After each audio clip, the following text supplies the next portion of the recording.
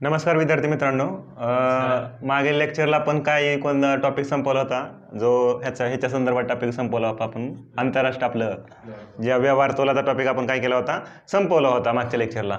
आता व्यवहार तोलाचा टॉपिक संपवल्यानंतर आपल्याला जायचं आहे आता तो आंतरराष्ट्रीय संस्था वगैरे ज्या वेगवेगळ्या ज्या आहेत ह्या आंतरराष्ट्रीय संस्था आपल्याला एक एक काय करायच्यात पाहायचे आहेत. आज जे आपण बघणार आहोत ती म्हणजे कोणती, जागतिक व्यापार संघटना WTO नावाची जी आंतरराष्ट्रीय संस्था आहे हिच्याविषयी आपल्याला काय करायचं आहे, समजून घ्यायचं आहे. आता WTO कशा प्रकारे आली, तिचा उगम कसा झाला वगैरे या गोष्टी नंतर बघा. 1935 आपलं 1949 त्यानंतरचा काळ कोणता होता, 1945. ह्या काळामध्ये 1939 ते 1945 ह्या कालावधीमध्ये काय झालं, दुसरं महायुद्ध झालं. आणि ह्या दुसऱ्या महायुद्धानंतर जगाच्या इकॉनॉमीला काय झाला, फार मोठा फटका बसला होता. मग ह्याच्यातून बाहेर पडण्यासाठी ह्या सगळ्यातून बाहेर पडण्यासाठी 1944च्या आसपास एक ब्रेटन वूड, अमेरिकेमधलं एक रिसॉर्ट आहे Bretton Wood, New Hampshire city म्हणून आहे तिथं, कुठं USA मध्ये. मग इथं काय झाली, एक कॉन्फरन्स झाली आणि ह्या देशामध्ये भरपूर देशांनी पार्टिसिपेट केलं होतं. त्याच्यामध्ये भारताने सुद्धा काय केलं होतं, पार्टिसिपेट केलं होतं. मग ह्या हिथं जी कॉन्फरन्स झाली त्याच्यातून मग 3 आउटपुट निघाले, काय काय आणायचं. मग जगामध्ये असं एक आंतरराष्ट्रीय संस्था आणायचं असं ठरवण्यात आलं होतं ह्या ज्या ब्रेटन वूड कॉन्फरन्स नंतर. मग त्याच्यामध्ये आणायचं ठरवलं कोणती, IBRD, international bank for reconstruction and development, तिलाच कॉमनली आपण काय म्हणतो, वर्ल्ड बँक असं म्हणतो. मग ही IBRD आणायची ठरवलं. नंतर दुसरं ठरवण्यात आलं काय, IMF आणायची. IMFचं लॉंग फॉर्म काय, इंटरनॅशनल मॉनिटरी फंड, जे आपण बघितले परकीय व्यापारामध्ये जे विनिमय वगैरे आहे, जे विनिमय वगैरे केलं जातं परकीय व्यापारामध्ये त्याच्या संदर्भात जे मॅटर सगळा बघते ते कोण बघतं, IMF, इंटरनॅशनल मॉनिटरी फंड. आणि तिसरी गोष्ट आणायची ठरवलं ती म्हणजे कोणती, इंटरनॅशनल ट्रेड ऑर्गनायझेशन, ITO. आता बघा हे IBRD वर्ल्ड बँक, IMF काय, इंटरनॅशनल मॉनिटरी फंड. आता ह्या दोन आणल्या गेल्या, ह्यांनाच काय म्हटलं जातं, युनायटेड नेशन्स, संयुक्त राष्ट्राच्या काय आहेत ह्या, स्पेशलाइज एजन्सी आहेत. ह्यांना काय म्हटलं जातं, IBRDला आणि IMFला संयुक्त राष्ट्राच्या स्पेशलाइज एजन्सी आहेत. आणि ह्याच्यामध्ये ज्यांचं जास्त शेअर आहेत त्याच्यानुसार काय केली जाते, वोटिंग वगैरे केली जाते. आता तिसरी गोष्ट ठरवली होती कोणती, international trade organization, ITO, international trade organization ITO आणायचं असं ठरवण्यात आलं होतं तिसरी गोष्ट.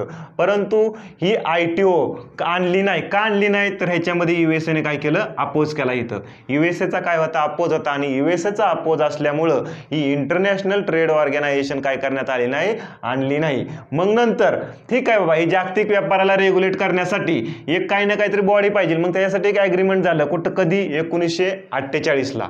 मग 1948ला ॲग्रीमेंट झालं कोणतं, general agreement for tariff and trade. हे ॲग्रीमेंट गॅट, त्यालाच आपण कॉमनली काय म्हणतो, गॅट असं म्हणतो.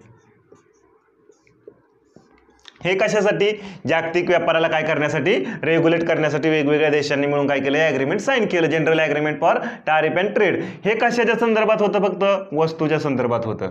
आता नंतर बघा, उरुग्वे ह्यांची प्रत्येक फेरी होत राहायची दर काही ठराविक कालावधीनंतर. मग त्यांची एक उरुग्वे फेरी झाली. या उरुग्वे फेरीमध्ये सांगण्यात आलं की एक काय करायचे आपल्याला, परमनंट इन्स्टिट्यूशन आणि परमनंट संस्था व्यापाराच्या संदर्भात काय करण्याची, स्थापन करण्याची आपल्याला काय गरज आहे, ह्या उरुग्वे फेरीमध्ये सांगण्यात आलं. मग नंतर माराकेश ट्रीटी झाली, माराकेशचा करार. माराकेश कुठं आहे, ह्याच्यामध्ये आफ्रिकेमधला, नॉर्थ आफ्रिकेमधली एक हे देश आहे मोरोक्को म्हणून, त्याची सिटी कोणती, माराकेश सिटी आहे. मग ह्या माराकेशमध्ये काय झाला, करार झाला 1994ला. आणि ह्या करारामध्ये सांगण्यात आलं की काय करायचं आपल्याला, WTO काय करायची, आणायची. मग हे WTOची स्थापना करण्यात आली किंवा WTO आणण्यात आली 1 जानेवारी 1995ला. मग 1 जानेवारी 1995 पासून WTO काय झाली, कार्यरत झाली. WTOचं हेडक्वार्टर ठरवण्यात आलं कुठं, जेनेवा. जेनेवा कुठं आहे, स्वित्झर्लंड. स्वित्झर्लंडमधलं जेनेवा आहे, इथं काय आहे, WTOचं हेडक्वार्टर आहे. आता WTO आणली 1 जानेवारी 1995ला. हे इंटरनॅशनल ट्रेड, जो आंतरराष्ट्रीय व्यापार आहे याला काय करण्यासाठी, रेग्युलेट करण्यासाठी, ह्याच्यावर नियमन करण्यासाठी. मग WTOचं पहिल्यांदा आपण काय करू, स्ट्रक्चर समजून घेऊ. WTOची जी हिस्ट्री झाली, कशा ब्रेटन वूड पासून ते कधीपर्यंत 1 जानेवारी 1995 पर्यंत कशा प्रकारे आली गेली. नंतर आपल्याला बघायचं स्ट्रक्चर WTOचं समजून घ्यायचंय. आता हे WTOचं स्ट्रक्चर बघत असताना याच्यामध्ये दोन प्रकारे स्ट्रक्चर डिवाइड केलेलं आहे. एक असतं WTO मध्ये काय मंत्री परिषद, मिनिस्ट्रियल कॉन्फरन्स, मंत्रिस्तरीय परिषद म्हटलं तरी चालेल, आणि दुसरं असतं ते म्हणजे सामान्य परिषद, जनरल काउन्सिल असतं WTO मध्ये. जी मंत्री परिषद असते बघा, ही मंत्री परिषद असते ती सुप्रीम डिसिजन मेकिंग बॉडी असते. जे महत्त्वाचं डिसिजन वगैरे आहे ते घेण्याचं काम कोण करतं, हे मंत्रीस्तरीय परिषद करते. ही दर 2 वर्षातून काय होते, एकदा मीट होते, मिळते. म्हणजे आपण म्हणतो ना WTOचं हे झालं आपलं, म्हणजे WTO हे या ठिकाणी WTOचा राऊंड झाला वगैरे. मग हे दर 2 वर्षातून जो राऊंड होतो तोच कशाचा होतो, मिनिस्ट्रियल कॉन्फरन्स होती किंवा मंत्रीस्तरीय परिषद होती. आता ह्याच्यामध्ये बघा जी मंत्रीस्तरीय परिषद होती दर 2 वर्षातून भेटते. आता इथं एका देशाची वोटिंग किती असती, 1 वोट असतं पर कंट्री पर वोट. आता इथं वर्ल्ड बँक आणि IMF इथं वोटिंग कशी असते, ज्यांचं शेअर जास्त शेअर होल्डिंग नुसार काय असती वोटिंग असती. परंतु WTO मध्ये प्रत्येक देशाला समान राईट दिलेला, इक्वल राईट आहे. एका देशाचं वोटिंग किती असतं, 1 असतं. म्हणजे कोणतं बी डिसिजन घ्यायचं असेल तर 1 कंट्री 1 वोट असतं. पण IMF आणि IBRD याच्यामध्ये जास्त युरोपियन युनियन किंवा अमेरिका US असेल यांची जास्त पॉवर आहे तिथं. आता बघा ही जी मंत्रीस्तरीय परिषद आहे हिचं काम काय, तर ही काय करते, महानिदेशक जो आहे, जो दररोज जे काय आहे, जी मंत्री परिषदेने जे काही डिसिजन घेतलेत ते इम्प्लिमेंट करण्याचं काम कोण करतं, हे महानिदेशक करतं. मग त्याच्या एक प्रकारे ॲडमिनिस्ट्रेटिव्ह वर्क जे आहे, ॲक्च्युली इम्प्लिमेंट नाही पण त्यांचं जे ॲडमिनिस्ट्रेटिव्ह वर्क आहे हे सगळं बघण्याचं काम कोण करतं, हे महानिदेशक करतं. मग हे जे ॲडमिनिस्ट्रेटिव्ह प्रशासकीय कामकाज आहे या मंत्रीस्तरीय परिषदेचं, ह्याच्यासाठी काय करते, ही मंत्रीस्तरीय परिषद एक महानिदेशक अपॉइंट करते. मग हे जे सध्याचं महानिदेशक आहे ते रॉबर्ट अझवेडो कुठले आहेत, ब्राझीलचे सध्याचे काय आहेत, महानिदेशक आहेत. नंतर आता बघा ही मिनिस्ट्रियल कॉन्फरन्स हे पहिलं झालं WTOच्या स्ट्रक्चरमध्ये जे आहे ती मिनिस्ट्रियल कॉन्फरन्स मंत्री परिषद आपण बघितली. नंतर आपण मंत्रीस्तरीय परिषद, दुसरी असते ती सामान्य परिषद. आता ही जी सामान्य परिषद असते बघा किंवा जनरल काउन्सिल असं म्हटलं जातं, जे मंत्रीस्तरीय परिषदेने जे काय डे टू डे दररोजचं जे कामकाज आहे बघा, डे टू डे कामकाज हे कधी दर 2 वर्षातून भेटते. फक्त हेचं डे टू डे कामकाज आहे, दररोज जे कामकाज आहे हे बघण्याचं काम कोण करतं, ही WTOची सामान्य परिषद, जनरल काउन्सिल. दुसरं म्हणजे ही मंत्रीस्तरीय परिषद आहे, हिनं जे काही डिसिजन घेतलेले आहेत ते इम्प्लिमेंट करण्याचं बी काम कोण करतं, हे जनरल काउन्सिल करते. म्हणजे डे टू डे जे डिसिजन आहेत ते बी कोण बघतं, डे टू डे कामकाज आहे ते बी कोण बघतं, हे सामान्य परिषद काय असेल ते. आणि दुसरं काय, तर या मंत्रीस्तरीय परिषदेने जे काही डिसिजन घेतले ते इम्प्लिमेंट करण्याचं काम बी कोण करतं, सामान्य परिषद करते. आता हे झालं सामान्य परिषद. ह्या सामान्य परिषदेच्या अंतर्गत 2 बॉडी येतात. ह्याच्यामध्ये पहिली आहे वाद निराकरण किंवा डिस्प्यूट सेटलमेंट बॉडी. म्हणजेच हे काय, तर ह्या WTO मध्ये जे काय वाद वगैरे आहे कोणत्या देशात, म्हणजे कोणत्या देशांतर्गत हे सेटलमेंट करण्याचं काम कोण करतं, ही डिस्प्यूट सेटलमेंट बॉडी किंवा वाद निराकरण बॉडी काय करते, हे डिस्प्यूट वगैरे सेटलमेंट करण्याचं. हे कशाच्या अंतर्गत येते, सामान्य परिषदेच्या अंतर्गत येते. दुसरी आहे ट्रेड पॉलिसी रिव्ह्यू बॉडी. म्हणजे ट्रेडच्या रिलेटेड जो काय असेल, ट्रेड पॉलिसी असेल त्याच्या संदर्भात काय रिव्ह्यू वगैरे करायचं असेल तर त्याच्या रिलेटेड मॅटर जो असेल तो बघण्याचं काम कोण करतं, ही ट्रेड पॉलिसी रिव्ह्यू बॉडी. म्हणजे सामान्य परिषदेच्या अंतर्गत 2 बॉडी येतात. कोणती, डिस्प्यूट सेटलमेंट वाद निराकरण बॉडी, आणि दुसरी कोणती, ट्रेड पॉलिसी रिव्ह्यू बॉडी. आता बघा WTOचं आपल्याला कार्य बघायचं. आता WTO मध्ये स्ट्रक्चर आपण काय केलं समजून घेतलं, WTOची हिस्ट्री थोडक्यात समजून घेतली, WTOचं आपण स्ट्रक्चर कशा प्रकारे आहे ते काय केलं आपण समजून घेतलं. आता हे समजून घेतल्यानंतर WTOचं कार्य काय आहे, आता हे कार्य समजून घेण्याच्या आधी बघा एक व्यापारी सिद्धांत होता आणि एक तुलनात्मक लाभ सिद्धांत होता. 16 ते 18व्या शतकामध्ये व्यापारी सिद्धांत वापरला जायचा बघा जास्त. जे व्यापारामध्ये कोणता सिद्धांत वापरला जायचा, व्यापारी सिद्धांत वापरला जायचा, आणि त्याच्यामध्ये सोन्याला जास्त महत्त्व होतं. म्हणजे जास्तीत जास्त आपण निर्यात केली बघा, जास्तीत जास्त आपण काय केली, जास्तीत जास्त आयात केली कुठल्या देशाने, तर ते देशावरचं काय होईल, सोनं बाहेर जाईल. आणि सोन्याला काय मानली जायची, ह्या व्यापारी सिद्धांतानुसार संपत्ती मानली जायची. म्हणजे सपोज युरोपीय लोकांनी भारताकडून जास्तीत जास्त आयात केली तर युरोपीय लोकांना सोनं देणं काय आहे, त्या आयातीवर भाग आहे. म्हणजे सोन्यामध्ये पहिलं पेमेंट व्हायचं, सोनं असेल, सिल्वर असेल वगैरे मौल्यवान वस्तू असतील. मग हे काय होईल, आयात ही काय आहे, नुकसानकारक आहे असं व्यापाराच्या दृष्टीने. मग काय करायचं, आपल्याला जास्तीत जास्त निर्यातीला प्रमोट करायचे असं व्यापारी सिद्धांताचं म्हणणं होतं. मग युरोपीय लोकांनी काय केली, मग वेगवेगळ्या देशांमध्ये सोन्याला काय मानली जायची आणि त्यांचं म्हणणं असायचं की जगाची वेल्थ ह्या व्यापारी सिद्धांतानुसार काय असायचं, स्टॅटिक आहे, स्थिर आहे आणि सोन्याला जास्त महत्त्व दिलं जायचं. मग युरोपीय लोकांनी काय केलं, ही आयात जास्त करावं लागते बाहेरच्या देशातून, मग त्यांनी काय केलं, कॉलनी वसाहती बसवण्यास सुरुवात केली. वेगवेगळ्या देशामध्ये काय झाल्या, वसाहती वगैरे काय केल्या, बसवल्या. ही जी थेअरी होती व्यापारी सिद्धांत किंवा काय म्हटलं जायचं, याला मार्कॅन्टिलिस्ट थेअरी असं म्हटलं जायचं. नंतर दुसरं एक इकॉनॉमिस्ट होते अमेरिकन इकॉनॉमिस्ट डेव्हिड रिकार्डो, यांनी काय सांगितलं, ह्या डेव्हिड रिकार्डोने तुलनात्मक लाभ सिद्धांत सांगितला किंवा कंपॅरेटिव्ह ॲडव्हान्टेजमेंट थेअरी, की या व्यापारी 19व्या शतकामध्ये. आता हे तुलनात्मक लाभ सिद्धांत काय आहे, तर सपोज एका देशामध्ये एक ॲडव्हान्टेज असेल एखाद्या गोष्टीचं, सपोज भारतामध्ये कशाचा ॲडव्हान्टेज असेल, एक पर्टिक्युलर ए वस्तू प्रोड्यूस करण्याचं भारतामध्ये जास्तीत जास्त प्रोड्यूस होती आणि दुसऱ्या देशामध्ये एखाद्या पर्टिक्युलर मनाच्या सपोज यूकेमध्ये जास्तीत जास्त एखादी बी गोष्ट कोणती तरी प्रोड्यूस होते, जास्तीत जास्त त्याचं उत्पादन जास्त घेतलं जाते. मग काय करायचं, ही यूकेची गोष्ट कोणाला भारताला द्यायची आणि भारताची ही गोष्ट कोणाला द्यायची, ही गोष्ट कोणाला द्यायची, यूकेला द्यायची, म्हणजे एक्सचेंज करायचं. ही तुलनात्मक लाभ सिद्धांत कोणी सांगितला, डेव्हिड रिकार्डोने सांगितला एक प्रकारे. म्हणजेच काय, तर हिथं जे ॲडव्हान्टेज आहे ह्या देशामध्ये ते ह्या देशाला द्यायचं आणि ह्या देशामध्ये जे कोणत्या वस्तूला ॲडव्हान्टेज आहे ते ह्या देशाला द्यायचं, जेणेकरून काय होऊ नये, व्यापारी सिद्धांतानुसार लोक काय करायची की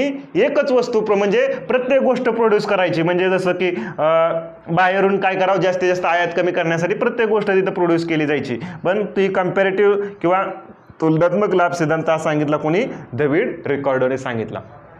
आता बघा नंतर मग काय झालं, 19व्या शतकानंतर काय झालं, मग WTO वगैरे आपण बघितलं. मग या WTOची फंक्शन काय आहेत, कार्य काय ते समजून घ्यायचं आपल्याला.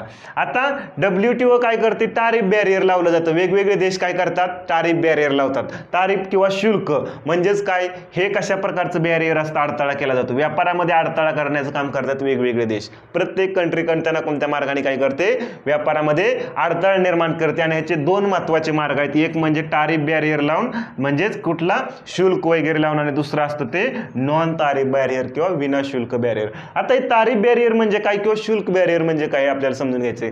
आता हे तारिफ बॅरियर किंवा शुल्क बॅरियर लावलं जातं, म्हणजे किंवा शुल्क लावलं जातं, म्हणजेच एक प्रकारे काय लावला जातो, आयात केलेल्या मालावर कर लावला जातो, आयात केलेल्या मालावर उपकर लावला जातो, आयात केलेल्या मालावर अधिभार लावला जातो. आयात केलेल्या मालावर ही उपकर, कर, अधिभार लावून जो अडथळा तयार केला जातो ह्याला म्हटलं जातं कोणता, तारिफ बॅरियर किंवा शुल्क लावून तयार केलेला अडथळा. व्यापारामध्ये किंवा कर वाढवणे, उपकर वाढवणे किंवा अधिभार वाढवून जो अडथळा निर्माण व्यापारामध्ये करला जातो, देश व्यापारामध्ये काय करतात किंवा आयात का करतात असं टारिफ बॅरियर लावतात का, तर आपल्या इथल्या लोकल इंडस्ट्रीला काय करण्यासाठी, वाचवण्यासाठी, जेणेकरून बाहेरचा माल इथं जास्त स्वस्त होऊन लोक तेच खरेदी करतील. मग ते होऊ नये म्हणून काय केलं जातं, हे तारिफ बॅरियर शुल्क काय केलं जातं, लावलं जातं. त्याच्यामध्येच एक बघा, तारिफ बॅरियरमध्येच एक अँटी डम्पिंग ड्युटी, हे बी काय एक उपकर म्हणलं तरी आहे, चालेल म्हणलं तरी चालेल. मग ही अँटी डम्पिंग ड्युटी लावली जाते. जास्त न्यूजमध्ये व्यस्त व्हा, चायनाचा आलेल्या मालावर आपण डम्पिंग ड्युटी लावली. मग हे काय, WTOने अलाव केलेलं आहे अँटी डम्पिंग ड्युटी लावायचं. पण नेमकं काय आहे अँटी डम्पिंग ड्युटी. आता अँटी डम्पिंग ड्युटी म्हणजे कसं बघा, अँटी डम्पिंग ड्युटी म्हणजे आता सपोज चायनामध्ये एखादी वस्तू आहे ती 100 रुपयाला लागत जाते, विकली जाते. चायनामध्ये एखादी वस्तू किती, 100 रुपयाला विकली जाते आणि भारतामध्ये ती विकत असतील 90 रुपयाला. भारतामध्ये किती रुपयाला विकत असतील, 90 रुपयाला. म्हणजे त्यांच्या मार्केटमध्ये ते कितीला विकतात, 100 रुपयाला विकतात, पण भारतीय मार्केटमध्ये कितीला विकतात, 90 रुपयाला. आता असं चायना का करणार, तर भारतीय मार्केट ॲक्सेस व्हावं म्हणून हे असं केलं जातं. मग तिथला माल जो नॉर्मल किमतीला आहे तो इकडे काय केला, कमी किमतीला विकला गेला. ह्यालाच म्हटलं जातं की चायना काय करतो, त्यांचा माल मग भारतीय मार्केटमध्ये स्वस्त माल दिसणार आणि लोक काय करणार, चायनीज माल खरेदी करणार. मग असं होईल, असं घडतं. त्याच्यामुळं काय करतं मग भारत सरकार, त्याच्यावर काय करतं, अँटी डम्पिंग ड्युटी लावतं. म्हणजेच काय होईल, सपोज भारत सरकारने काय लावली, अँटी डम्पिंग ड्युटी लावली 11 रुपये, तर ती माल कितीला होईल, 101 रुपयाला. भारताची वस्तू असेल ती 100 रुपयाला भारतामध्ये विकली जात असेल तर ती म्हणजे काय, एक प्रकारे कसं, त्या वस्तूची ड्युटी लावून काय केली जाते, किंमत वाढवली जाते. मग ही जी अँटी डम्पिंग ड्युटी लावली जाते हे कोण लावण्याचं काम करतं, एक वाणिज्य मंत्रालय, त्याच्या अंतर्गत DGTR म्हणून एक बॉडी आहे. मग ती काय करते, शिफारस करते कुणाला, वित्त मंत्रालयाला. मग या वाणिज्य मंत्रालयाच्या अंतर्गत जी DGTR बॉडी आहे हिनं जर वित्त मंत्रालयाला शिफारस केल्यानंतर वित्त मंत्री काय करतात, फायनली अँटी डम्पिंग ड्युटी काय करतात, लावण्याचं किंवा त्याला अप्रूव्ह करण्याचं काम करतात. हे सगळं झालं बॅरियर कशा प्रकारे केलं, तारीफ बॅरियर किंवा शुल्क लावून तयार केलेलं बॅरियर किंवा अडथळा जो आहे व्यापारामध्ये. मग आता आपल्या इथं आणखी तारीफ बॅरियर कोणतं लावलं जातं भारतामध्ये, आयात किंवा निर्यातीवर कोणता लावला जातो कर, सीमा शुल्क लावला जातो. आणि त्याच्यावर काय लावला जातो, आणखी अधिभार कोणता लावला जातो, 10% सामाजिक कल्याण अधिभार देखील काय केला जातो, लावला जातो. म्हणजे अशा प्रकारे तारीफ बॅरियर वगैरे लावले जातात. दुसरे बॅरियर किंवा दुसरे अडथळे असतात ते नॉन तारीफ असतात किंवा त्याला काय म्हटलं जातं, विनाशुल्क, शुल्क न लावता तयार केलेला व्यापारामध्ये तयार केलेला अडथळा, ह्याला काय म्हटलं जातं, नॉन तारीफ बॅरियर. आता हे नॉन तारीफ बॅरियरमध्ये बघा काय करतं, सबसिडी देतं सरकार. शेत काय, इथला जो माल असेल लोकल त्याला काय करेल, सबसिडी देईल. आणि मग ही सबसिडी ह्या मालावर दिल्यानंतर सपोज भारतामध्ये काही वस्तूवर शेतीवर सबसिडी दिली किंवा एखाद्या पर्टिक्युलर गोष्टीवर सबसिडी दिली तर बाहेरून येणारा माल कसा होईल, ही सबसिडी दिल्यामुळं इथं या गोष्टीचं प्रोडक्शन झालं कोणत्या एका पर्टिक्युलर, तर ती गोष्ट कशी होईल, स्वस्त मिळेल भारतामध्ये. आणि बाहेरून येणारी वस्तू कशी वाटेल, महाग वाटेल, कारण इथल्या गोष्टीवर काय दिलेली आहे, सबसिडी दिलेली आहे. म्हणजे सबसिडी देऊन काय केला, एक प्रकारे व्यापारामध्ये काय केला, अडथळा निर्माण केला. नंतर काय, सार्वजनिक खरेदी, म्हणजे सरकारची जी खरेदी आहे ही काय फक्त कुठं लोकल इंडस्ट्रीमधूनच केली जाईल किंवा लोकल जे देश आहेत त्यांच्यामधूनच त्यांच्याकडूनच केली जाईल, विदेशी खरेदी केली जाणार नाही. मग अशा प्रकारे बी काय होणार, विदेशी माल इथं विकला जाणार नाही आणि एक काय होणार, अडथळा निर्माण होणार. परत टेक्निकल बॅरियर, टेक्निकल बॅरियर म्हणजे काय, आपला हापूस आंबा अमेरिकेमध्ये गेला तर काय ना काय तर टेक्निकल प्रॉब्लेम वगैरे सांगून ह्याच्यामध्ये असं असंच आहे वगैरे असा अडथळा निर्माण करण्याचं काम म्हणजे टेक्निकल बॅरियर. किंवा एखादी वस्तू असेल ती तिथं गेली तर त्याच्यामध्ये असं असंच पाहिजे, असं असंच गोष्ट पाहिजे, म्हणजे एक प्रकारे एखादी गाडी असेल तर त्याच्यामध्ये 3 AC पाहिजे वगैरे, म्हणजे काय ना काहीतरी टेक्निकल प्रॉब्लेम सांगून काय करतात, टेक्निकल अडथळा बी काय केला जातो, निर्माण केला जातो व्यापारामध्ये. का तर तिथल्या लोकल इंडस्ट्रीला प्रोटेक्ट करण्यासाठी.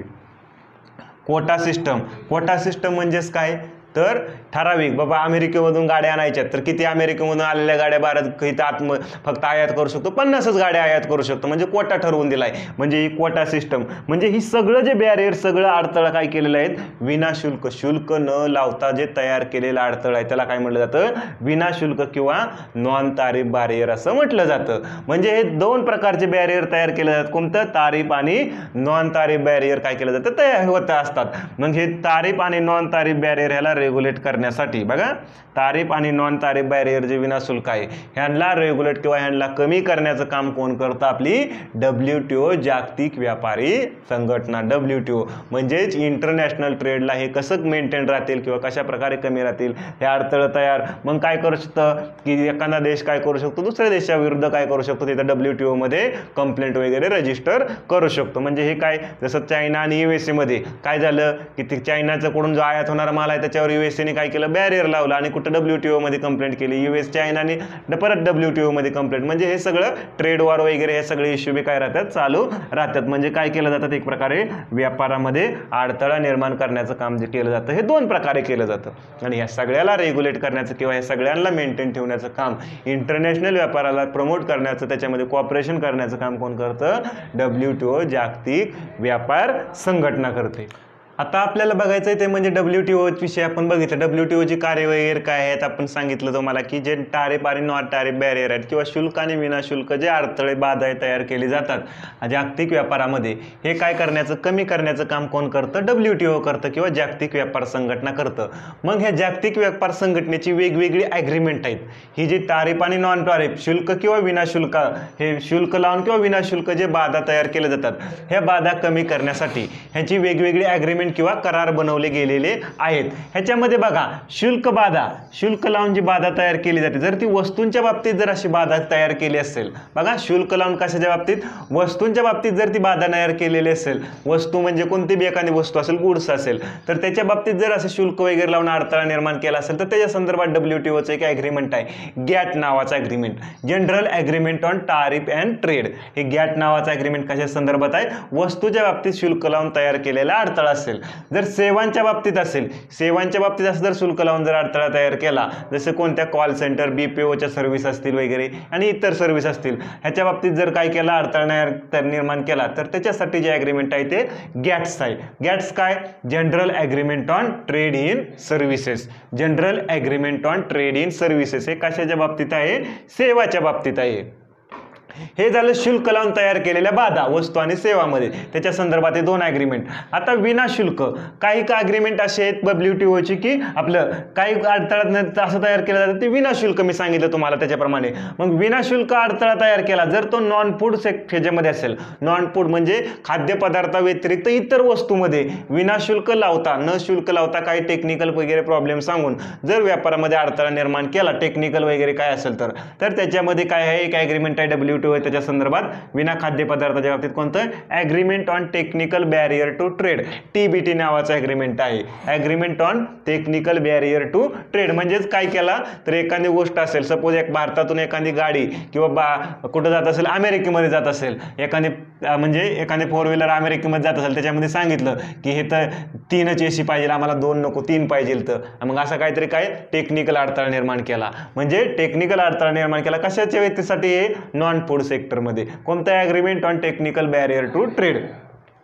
फूडसाठी म्हणजे खाद्यपदार्थासाठी कोणता ॲग्रीमेंट आहे, खाद्यपदार्थामध्ये जर असा अडथळा निर्माण केला अशा प्रकारचा तर त्याच्यासाठी ॲग्रीमेंट ऑन सॅनिटरी आणि फायटोसॅनिटरी मेजर. हे कशासाठी, खाद्यपदार्थामध्ये विनाशुल्क लावता न शुल्क लावता तयार केलेला अडथळा, त्याच्यासाठी कोणता ॲग्रीमेंट आहे, ॲग्रीमेंट ऑन शुल्क लावून नाही न शुल्क लावता. शुल्क लावून तयार केलं तर कोणता अडथळा आपण म्हणतो तो वस्तूंच्या मध्ये येतो, कोणतं गॅट ॲग्रीमेंट आहे. पण विनाशुल्क लावता अडथळा निर्माण केला कशामध्ये, खाद्यपदार्थामध्ये, तर तो जो आहे तो कोणता ॲग्रीमेंट आहे, ॲग्रीमेंट ऑन सॅनिटरी आणि फायटोसॅनिटरी मेजर, कोणतं SPS नावाचं ॲग्रीमेंट. विनाशुल्क लावता म्हणजेच काय तर भारताचे आंबे अमेरिकेमध्ये गेले तर त्याच्यामध्ये एवढंच काय पाहिजे, घटक पाहिजे वगैरे काय सांग, म्हणजे असा अडथळा काहीतरी केला जातो, तयार केला जातो, तो म्हणायचा कोणता, फूडमध्ये agreement on sanitary and phytosanitary major.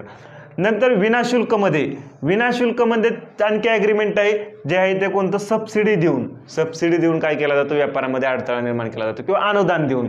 मग नॉन फूड सेक्टरमध्ये एखादा देश काय करतो, आपल्या इथल्या प्रोडक्टला काय करतो, सबसिडी देतो. लोकल इंडस्ट्रीमध्ये काय केला, सपोज शेतीमध्ये सबसिडी दिली शेतीमधल्या, तर इथला माल कसा वाटणार, स्वस्त विकला जाणार लोकल मार्केटमध्ये आपल्या शेतीचा प्रोडक्ट, आणि बाहेरून आलेला माल कसा महाग वाटणार. म्हणजे एक प्रकारे काय सबसिडी देऊन काय केला त्याला अडथळा निर्माण केला.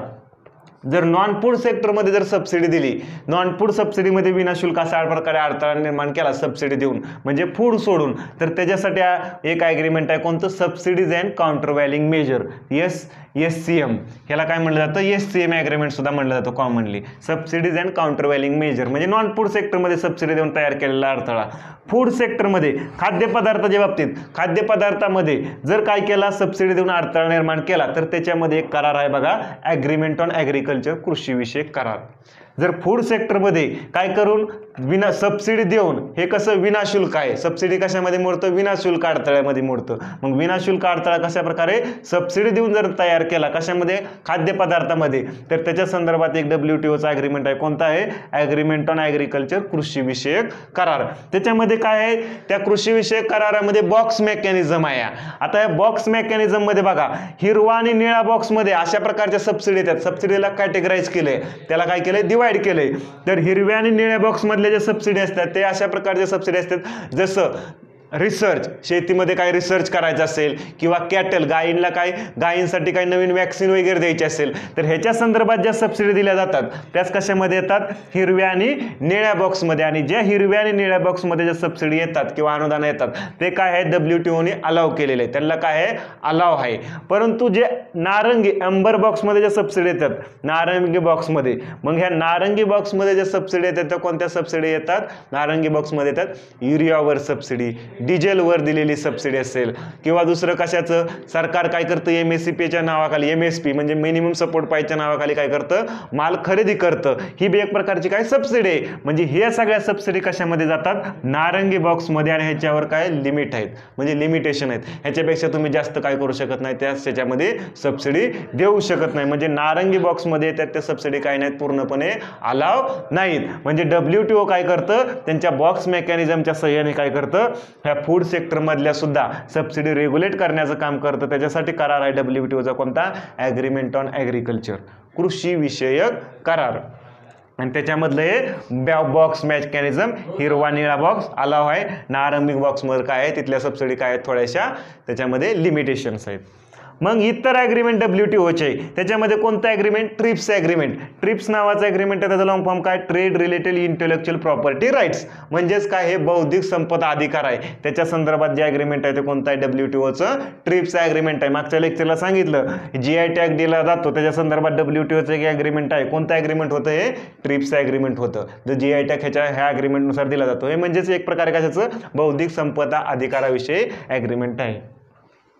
मग ट्रिम ॲग्रीमेंट आणखी WTOचं आहे. ट्रिम म्हणजे काय? Trade related investment major on foreigner. Trade related investment major on foreigner हे कोणतं? Trim agreement. हे बी कोणतं आहे? WTOचं एक ॲग्रीमेंट आहे. आता हे बघा, ट्रिम जे ॲग्रीमेंट आहे ह्याच्यामध्ये इन्व्हेस्टमेंट वगैरे याच्या रिलेटेड मॅटर बघितलं जातं. म्हणजे ट्रिप्स आणि ट्रिम हे दोन्ही WTOचे ॲग्रीमेंट आहे. आता क्वेश्चन विचारताना कसा विचारला जाणार? तर खाली हे गॅट आणि गॅट्स कशाच्या संदर्भात आहे? तर कशाच्या संदर्भात आहे तुम्ही सांगणार? WTOच्या संदर्भात असा क्वेश्चन येणार. किंवा ट्रिप्स आणि ट्रिम हे ॲग्रीमेंट कशाच्या संदर्भात आहे? तर कशाच्या संदर्भात आहे? हे ॲग्रीमेंट WTOच्या संदर्भात आहे. म्हणजे असा क्वेश्चन येतो. त्याच्यामुळे फक्त काय? ॲग्रीमेंटचे नाव आपल्याला काय करायचं? लक्षात ठेवायची. जास्त याच्यामध्ये डिटेलमध्ये काही क्वेश्चन तुम्हाला म्हणजे विचारला जाणार नाही की हे ॲग्रीमेंट असंच काय, ह्याच्यामध्ये इंटरनल काय आहे वगैरे नाही. परंतु हे ॲग्रीमेंट कशाच्या संदर्भात आहे असा क्वेश्चन जास्तीत जास्त विचारला जाईल. Most favour nation. Most favour nation MFN म्हणजे काय? आता WTOचे आपण वेगवेगळे ॲग्रीमेंट बघितले. मोस्ट फेवर नेशन म्हणजे काय? त्याच्या मोस्ट फेवर नेशनच्या अंतर्गत आता हे WTOने काय केलं? अलाव केलेलं आहे. सपोज ह्या मोस्ट फेवर नेशनच्या अंतर्गत भारताने काय केलं? जपानमधून येणारा जो पेन ड्राईव्ह आहे, जपानमधून येणारा पेन ड्राईव्ह आहे, त्यांच्यावर इनिशियली 12% टॅक्स लागत असेल पहिला. तर भारताने सांगितलं ह्याला किती? आम्ही जपानला काय केलं? भारताने मोस्ट फेवर नेशनचा दर्जा दिला आणि त्या जपानमधून येणारे जे पेन ड्राईव्ह आहे त्याच्यावर किती टॅक्स लावला? 5% टॅक्स लावला. तर WTOने असं सांगितलंय, ज्या देशाला तुम्ही असा मोस्ट फेवर नेशनचा दर्जा देताय ना, सपोज जपानला आपण काय केला? मोस्ट फेवर नेशनचा दर्जा दिला. किती टक्के टॅक्स लावला? 5% टॅक्स लावला. तर इतर देशांवरून येणाऱ्या पेन ड्राईव्हवर सुमारे तुम्हाला किती टक्के टॅक्स लावा लागणार? 5% टॅक्स लावा लागणार. हे असं सांगितलेलं आहे मोस्ट फेवर नेशनच्या अंतर्गत. म्हणजे एक प्रकारे ज्या देशाला तुम्ही जपानमधून येणाऱ्या पेन ड्राईव्हसाठी तुम्ही काय केलं? जपानला मोस्ट फेवर नेशनचा दर्जा दिला आणि तिथून येणाऱ्या पेन ड्राईव्हवर तुम्ही 12%च्या ऐवजी किती? फक्त जपानवर किती? 5% टॅक्स लावला. तर इतर देशांवर सुद्धा तुम्हाला किती टॅक्स लावा लागणार? 5%च टॅक्स लावा लागणार असं सांगितलेलं आहे या WTOच्या मोस्ट फेवर नेशनच्या अंतर्गत.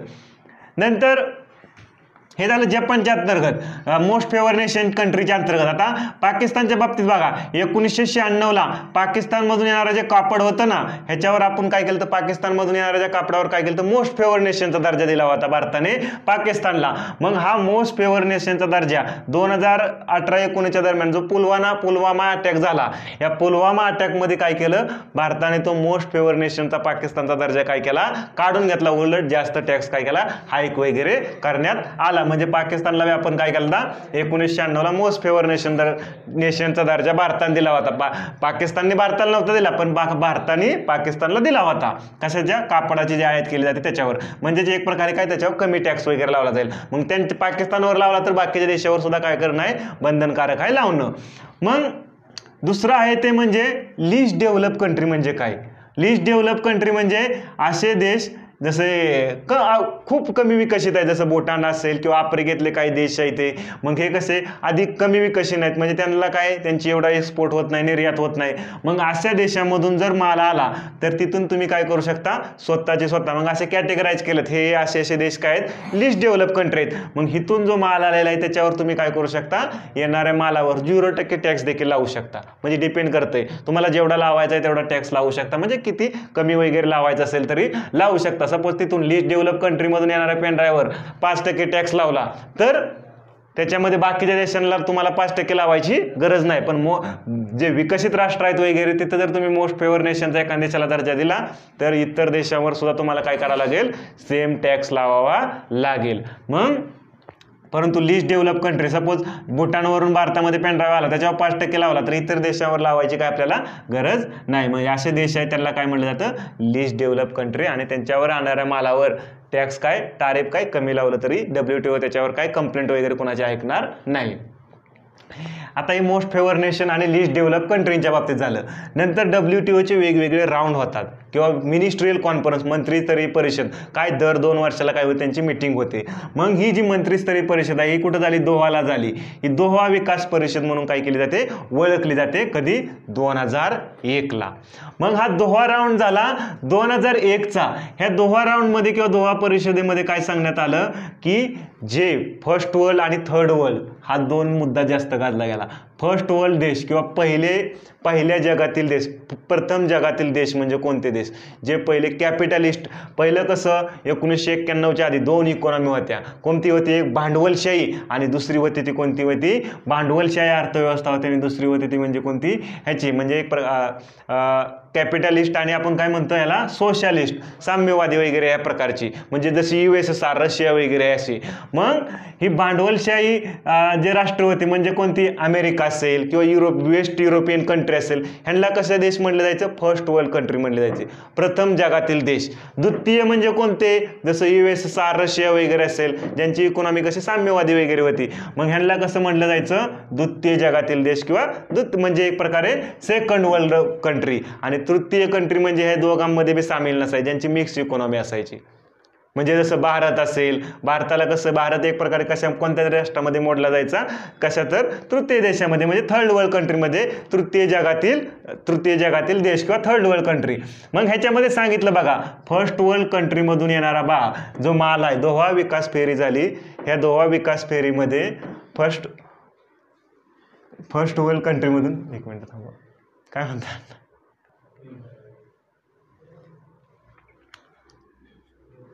दोहा विकास परिषद कुठवर,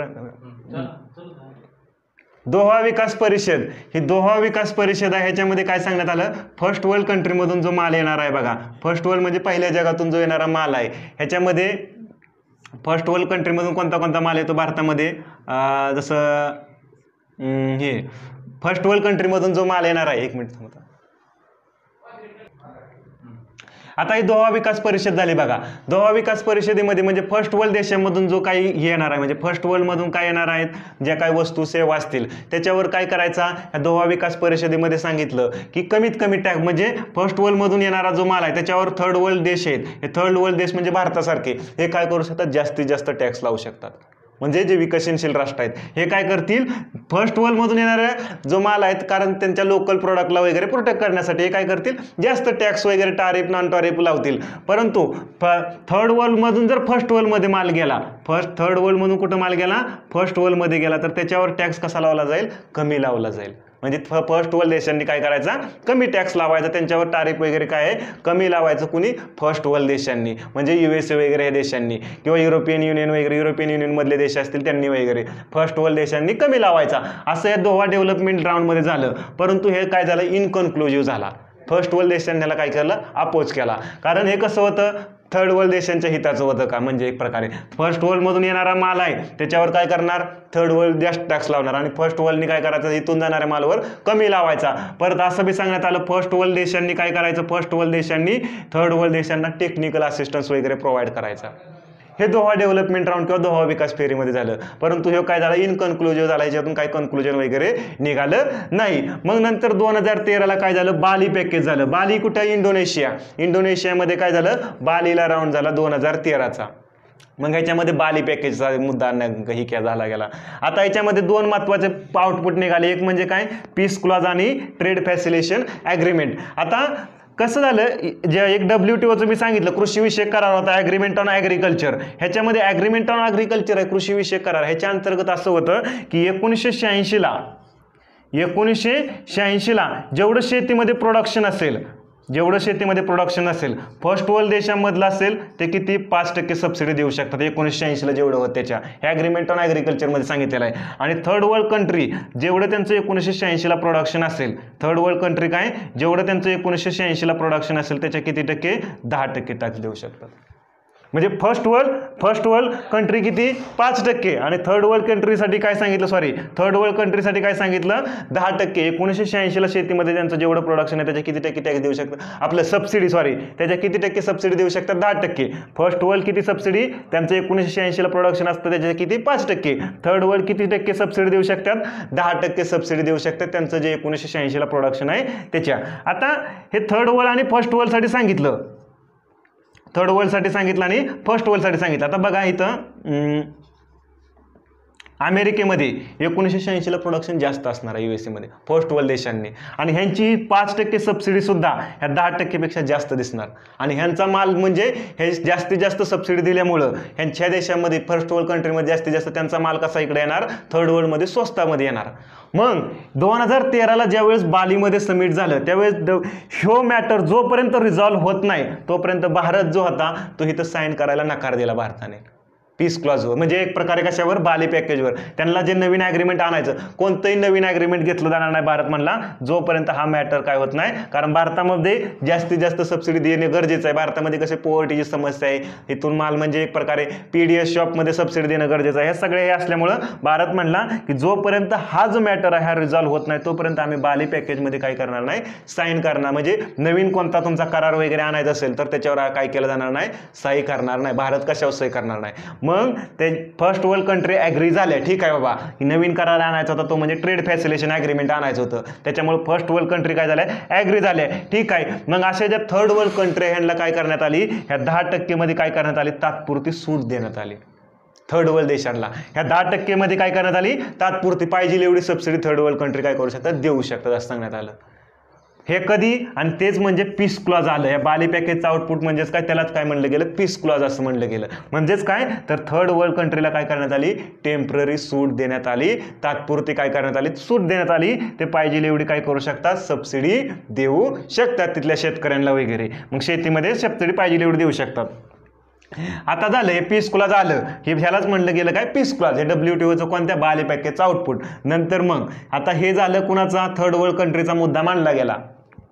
नंतर मग फर्स्ट वर्ल्ड कंट्रीचं म्हणणं होतं की हे ॲग्रीमेंट साईन करायचं, कोणतं, ट्रेड फॅसिलेशन ॲग्रीमेंट, व्यापार सुविधा करार.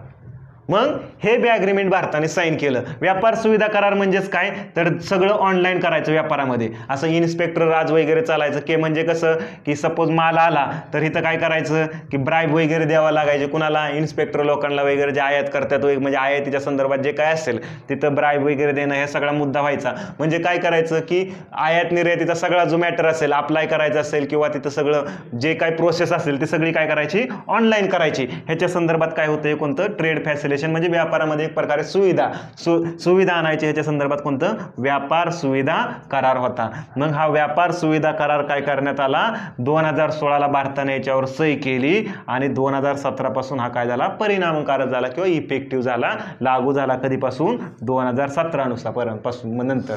म्हणजे बाली पॅकेजचं 2 आउटपुट होतं, कोणतं, पीस क्लॉज आणि व्यापार सुविधा करार, ट्रेड फॅसिलेशन ॲग्रीमेंट. नंतर बाली पॅकेज नंतर नायरोबी पॅकेज आलं. बाली पॅकेज झालं, नंतर नायरोबी पॅकेज म्हणजेच काय, WTOची नंतरची जी मिनिस्ट्रियल कॉन्फरन्स आहे, मंत्रीय परिषद आहे ती कुठं झाली, नायरोबी. नायरोबी कुठं आहे, केनियाला झाली. आणि ही कधी झाली, 2015ला झाली. आणि मग त्याच्यामध्ये सांगण्यात आलं हे पीस क्लॉज आहे ना, हा पीस क्लॉज काय करण्यात आला, एक्सटेंड करण्यात आला. म्हणजे त्याची मुदत काय करण्यात आली, वाढवण्यात आली पीस क्लॉजची. नंतर सबसिडी पीस क्लॉजची मुदत काय करण्यात आली, वाढवण्यात आली. पीस क्लॉजची मुदत म्हणजे जी काय असेल ठराविक ती वाढवली, एक्सटेंड केली एक प्रकारे. इथं तात्पुरती सांगितलं होती काय, एक्सटेंड केली. सबसिडी दिली जाते शेतीच्या निर्यातीवर, ही सबसिडी काय करण्यात सांगितली, त्या ह्याच्यामध्ये नायरोबी पॅकेजमध्ये सांगितली, निर्यातीवर जो माल आहे शेतीचा त्याच्यावर वर्षी सबसिडी काय करायची, बंद करायची. मग फर्स्ट वर्ल्ड कंट्रीने आहेत त्यांनी लगेच बंद करायची आणि थर्ड वर्ल्ड कंट्रीने काय करायची, टप्प्याटप्प्याने बंद करायची असं सांगण्यात आलं नायरोबी पॅकेजमध्ये. आणि नंतर आणलं ते काय, special safeguard mechanism, SMS, special safeguard mechanism बी आणण्यात आलं. आता हे स्पेशल सेफगार्ड मेकॅनिझमच्या अंतर्गत बघा,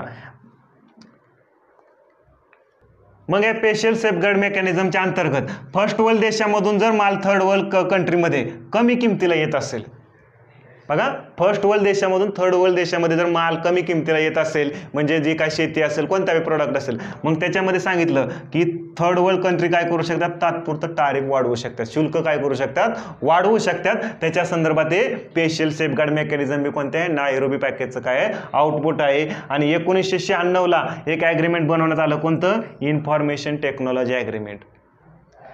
हे WTOचं ॲग्रीमेंट होतं, पण कसं प्ल्युरिलॅटरल होतं, म्हणजे एक प्रकारे कसं सगळ्या देशांनी साईन केलं नव्हतं. हे सांगितलं की WTO म्हणलं की आम्ही जास्तीत जास्त काय करू, प्रयत्न करू की हे सगळे देश काय करतील, इन्फॉर्मेशन टेक्नॉलॉजी ॲग्रीमेंट साईन करतील. म्हणजेच एक प्रकारे काय, तर हे ॲग्रीमेंट आज संदर्भात आहे IT संदर्भात ज्या वस्तू आहेत एक्सपोर्ट किंवा इम्पोर्ट केल्या जातात त्याच्यामध्ये कसं फ्री व्हावं, म्हणजे कोणताही टॅक्स वगैरे लावला जाणार नाही, म्हणजे 0% टॅक्स इथं असणार आहे. त्याच्या संदर्भात हे इन्फॉर्मेशन टेक्नॉलॉजी ॲग्रीमेंट होतं. आणि इथं ते हे करण्यासाठी सगळ्या देशांनी साईन करण्यासाठी प्रयत्न केला जाईल असं नायरोबी पॅकेजमध्ये सांगण्यात आलं.